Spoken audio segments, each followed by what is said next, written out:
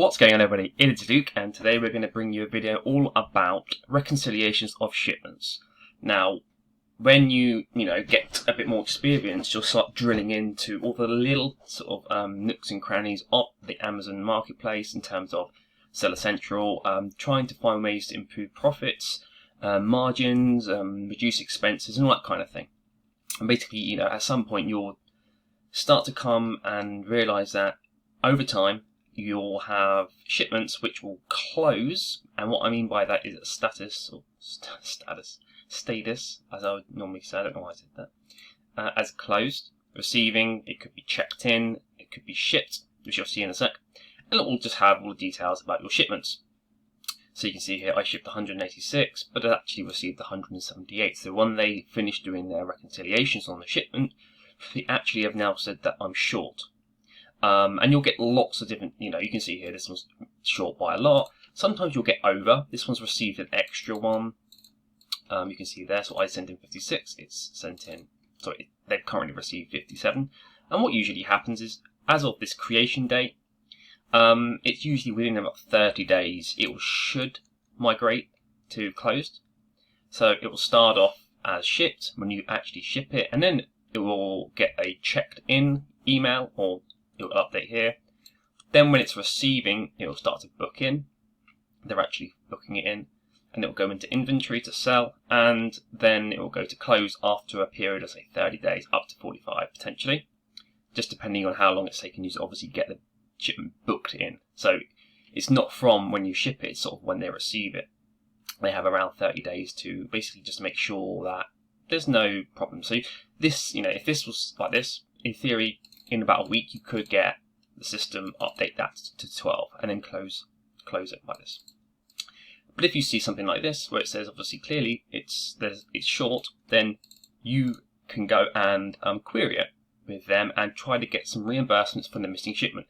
Now it might be that you've been like, oh my god, yeah, I remember that one. It had already been shipped and I remember that there was something missing. Fair enough, you'll know yourself. So what I'm going to do is just go down the list here, and you can see 8 of 8, 17 of 17. So most of the time they're fine. Like there we go, checked in. There's no checked in at the moment. It means that they've got it and they're ready to sort of receive it. Same here, and you'll see that over time it does change here. It's a little bit over. But you can see something like this now and then will occur. You'll basically get told that you shipped in nothing. It was an empty box, is what you'll get told, which is clearly wrong. But again, you can't just click a button and magically get it paid to you. You have to go through a little process, and it has got harder over the years, but I went the other day and literally spent an hour and a half going through the whole of this year. So basically every shipment, even down to like the odd 1 unit and 2 units, I think all the way up to maybe 18 or 20 that, you can see here that was 8 missing, and there's some of they're massive shipments where the numbers do vary even more. If you keep going back and back, because there's a lot of history here of shipments that I've sent in over the recent weeks and months. So what we're going to do is we're going to use this 8 number as an example here, so you can clearly see there's a problem. So to me, if I see one issue, 1 missing or 1 missing or whatever, it's not as important because it's just 1 unit here. Clearly this is potentially a lot of capital tied up that you're losing, and that could be definitely, as a beginner, that could be the difference between you making some profit over the month or losing money. So even though you would look at your figures and be like, oh, I'm actually at a net positive, I'm up, I'm making money, you may actually in the background be losing money, you see? So it's not as clear cut as you think sometimes, because these products wouldn't have sold or be taken into consideration in your data that could be shown on, say, SELLERBOARD. If you're using something like that, it wouldn't show up on that. So yes, as of those products that have sold, the profit you have made is X, but your total, inventory value has gone down. So over the business on your balance sheet, which is separate to the profit and loss account, your balance sheet is basically going to say that the business's value, stock value, overall has gone down, but the profit and loss will not represent that. So these are things that you'd look at later on over the sort of duration of Amazon. To start with, you just want to do bread and butter. But yeah, over time, as you get more experience, professional, and you want to really get hone down on the little bits, because it all adds up. For example, I made £500 back from my hour and a half on Friday, basically. And so I'm going to show you exactly how I did it and what I did, and it's almost as easy as this, and there's no harm in trying. So even if they say no because of whatever reason, you've just not left it. Because if you start, definitely, one here, well, you had that, there's 60 shipments, that's 60 items just for one. So we're going to go ahead and just jump over to it. So there will be a little bit of this that is going to be covered up because it's obviously going to show you the products that I'm selling. Okay. But what you can see is this is what a shipment will look like. Now there is a little section above. I don't really want to go up too much higher and start to expose information. Let's just move it up a bit. There we go. So you can sort of see here, when you go into it, it will have these tabs here. And what you want to click on is the Reconcile tab here. And normally you have to wait up to 45 days to actually be able to access this section. If it has a statement that says basically it's not due for reconciliation as yet, then you have to wait until the date. So it will tell you a date that you can go on and do it. And as long as that, and what you'll see is you'll see the item pop up here, and you'll see a little action required drop down, and it will say something like, basically tell them that you sent in less. So, for example, acknowledge this and say, this is correct. Or you say, please research and look into it, because clearly you wouldn't have sent an empty box. So, you want to try to claim that back. So what you can see here is I went and found the Wilko's invoices or receipts. Basically, it's not like a manufactured receipt or anything like that. Just literally a Wilko's receipt from my account or email receipt or whatever. And I've literally gone in and I've on my computer I've basically gone to like a snippet tool and literally just snipped the page data or where it basically shows everything, the value, the product. And what I've then done is I then highlighted with the tool. So on our computer it was called Snippet Tool or something, Snipping Tool. On the Mac you can actually just press some buttons and it sort of does the same thing. You don't have to download anything. And then I've literally highlighted the value, the product, my name or the business name, depending on which bit you're showing, the date, and basically saying, and you can see here, then I'll attach them. Nice and easy. And then I'll say, it can be whatever you want to say, but roughly I've basically said I've attached the invoices to show these 8. And because this is a pack of, well, you can't see it, there's a pack of 3, meaning it's not the single unit. So I've obviously had to explain that, okay, as this is a bundle, 8 units shipped is 3 per ASIN. It's a pack of 3, so 3 units of the single equals 1 ASIN, which equals 2400 units completed.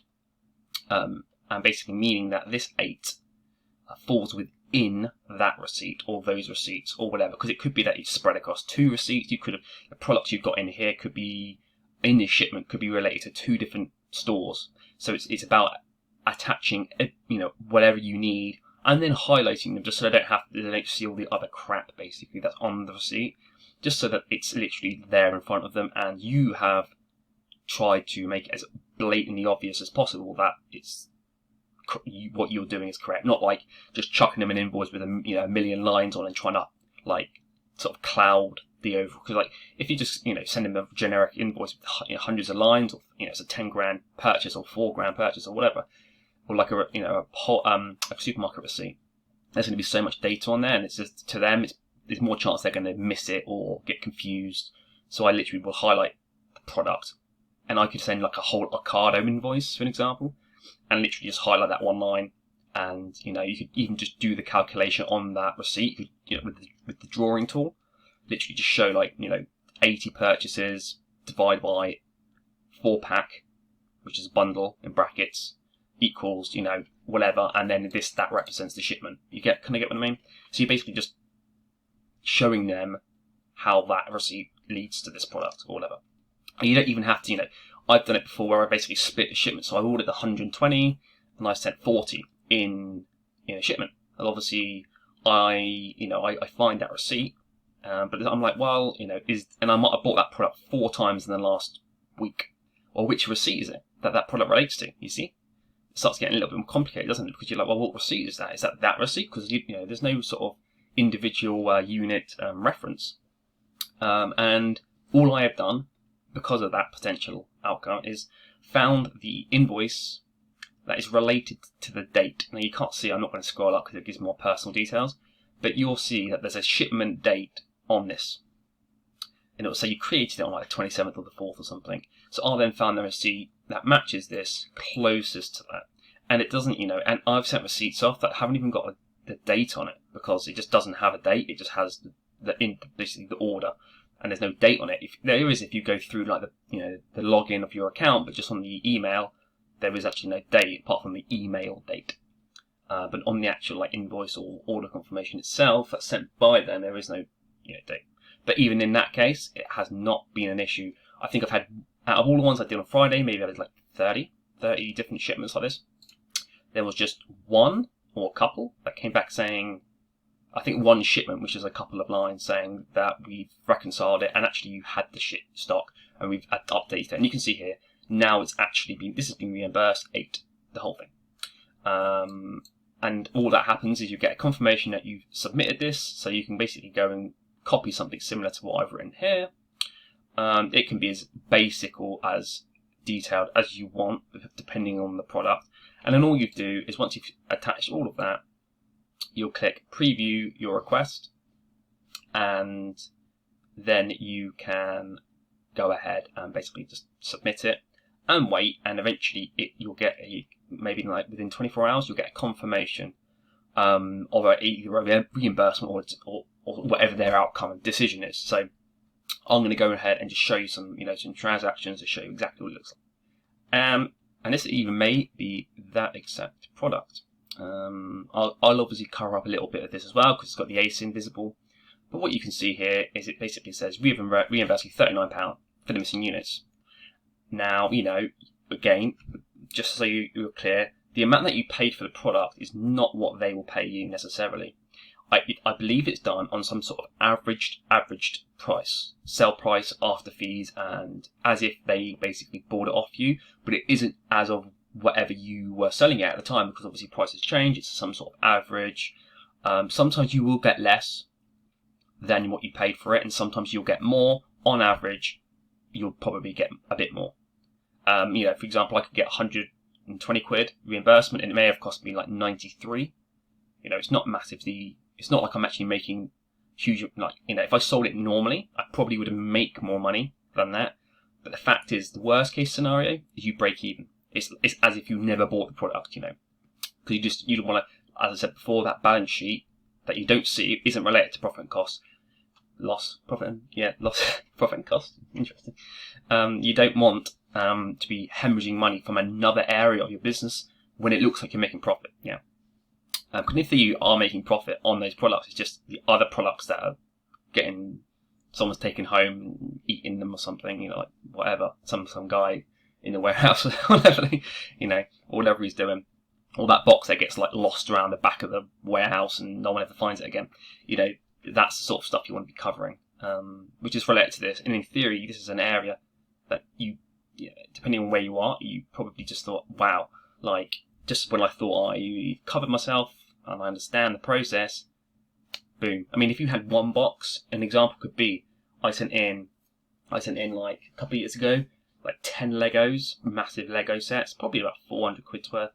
And they basically, this is literally what happened, and I didn't even know that could be a thing, is they copied and pasted. I basically sent in 2 boxes in the same shipment. And so one of them was like all the Lego, and one of them was something else.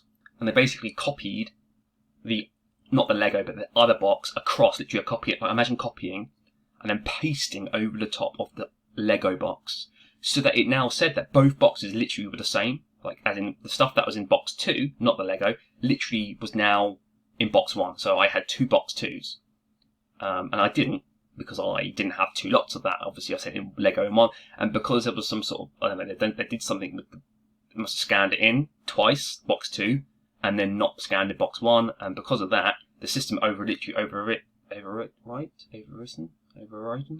Christ.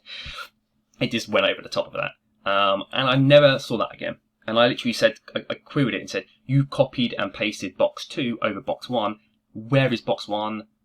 it doesn't even tell you any details. Now can't that Lego does not exist in any shipment. You've literally deleted the data, and he's like, but in box 1 you've got the same as box 2. I'm like, well, yeah, because you basically deleted one of them, and because the guy could see on the system that there was no trace of the Lego. To him, it was like I was just saying random words, because it was like, well, the system tells me that there's no Lego that had ever been in box 1, because they literally just going and painting and pasting over and just, I don't know.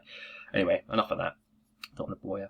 But yeah, you'll start getting emails like this, and you can see here, I've got different products here, and you'll just get them through. And all I do is I just double click in and I look at this, and I don't even bother looking at how much was per unit and all that, because it doesn't matter what you're going to do about it. As in, if you start going, okay, so I had 9 units there. If I go 60, 57 divided by 9, each unit got me £6.73. I spent £5.96, and it's like, yeah, okay, that's not money. In the theory, that is profit, but and you could go into that much detail, but you haven't. To me, it's not going to show up on it. It will. So the reimbursements will then show up on some sort of SELLERBOARD section. So if you've done a big batch of this, obviously be aware and make sure you're aware where this is coming in. In theory, you could, when you get your monthly statement, whatever you're looking through, SELLERBOARD or something, you'll see like you've got a big batch of reimbursement. You got a choice. You take that off. You either drill into the shipments and find out what the actual profit on that is and add that on, because obviously it doesn't necessarily take into consideration the units attributed to the reimbursement. It just adds reimbursement on as it's a figure, I believe. Don't quote me on that, because I haven't looked into it enough. Usually I'll basically not really use the reimbursement figure as like a profit figure. I'll look at it before any of the reimbursements or minus the reimbursements off whatever that total is, and look at the profit as then, and then I'll add it on, obviously, because I haven't got that much. But I don't really worry about it. If most of the time you'll get a bit more ultimately, and if you do get a bit less, that happens as well. It's just going to be give and take, really. And I think that is pretty much everything. So all I would say is every month, every 2 months, depending on how many shipments you send, just go in and do exactly that, because once you cover yourself with something like the inventory adjustment report that I do every week, that I bang on about for the last 4 years, where you can, if you've been selling for 3 years on Amazon, you could get back like £4,000, if you don't do the inventory adjustment report, you've lost £4,000, or you haven't gained £4,000, or whatever you want to call it. And I do that every week, and just like this, I might get 50 quid, 100 quid, 50 to 100 quid a week, just from inventory adjustment reports, which in theory is just products that Amazon have not reimbursed me for that they should have. It could be for any reason. They should automatically do it, but they don't, because they're Amazon. As everyone knows, they don't do 50% of what you should be getting off them. So it's your job to cover the tracks, and that's why I like to say, the 80-20 rule. 80% of what you do is going to be, not like that little bean thing or whatever it's called, where they say the 80-20 or those beans or whatever. You don't know what I mean. Just research the 80-20 principles. Got something to do with beans or something, or like peas. I don't know, peas in a pod. Then what I mean by that. Oh no, I've lost my trail of thought. I can find it. Let's see if we can find it. Yeah, so if you basically just cover yourself with the inventory adjustment report, which it covers stuff like, they're not paying you back for customer damages and things they should or whatever. If you just do that every week, and I've got many videos on that, or you can just comment below if you really want to me to give you a little bit more. And I may even do a new updated video on that, because it is a bit old, and these sort of things are important. You then compound it with this, and you can start to really cover any potential losses, because you could find, if you let this go for a year and you're a beginner and you're not making a massive amount of profit, you could find at the end of the year you're actually down. When you do your accounts, you'll start questioning what's going on, and it's because of something like this. And so these sort of things are always good. And a lot of people would say, well, I've only sent in 2 shipments, it's like 3 quid here, 4 quid there. Well, yeah, but let's say you got 100 quid over 6 months, you reinvest that 100 quid, or in the first year you got £300 more than you had, because you just did a little bit here, a little bit there. In year 2, that's £300 could turn into £1,000 because you've reinvested it. And in year 3, that £1,000 could turn into £3,000. And in year 4, that £3,000 could be £9,000. So you've basically given up 9 grand in 4 years because you didn't want to get a couple of quid here and there. And actually, it does come down to that. And I was, I only learned from it over time. Like, I never really cared. And I've just been like the main guy to show you I never really even bothered. And I thought, why not? I've got a bit of time on a Friday. Let's just go and see what happens. And lo and behold, is that the right word? I don't know. I have got, I got 500 quid on Friday, basically, from all their shipments. And that's not even going back as far as I really could be.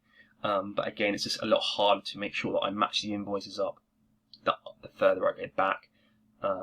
So as another rule of thumb, once you become more established in the Amazon world and you're selling more and you're getting more problems like this, that all adds up. And this is this is easily something you can get a virtual assistant to do. It's very, very limited input. You could put together a little procedure for them, exactly how to do it, and they can in theory pay for themselves every month just by making sure they're covering all of your lost investments. Anyway, I'm going to leave it there. Hopefully you got some value. That's the word. I always think of the word. I should have said that. Some value out of this. Make sure you're doing something like this in your business. Make sure you're also doing something like an inventory adjustment report. And if you don't know what that is, let me know. I can always do that as my next video. And I'll see you on the next one. See ya.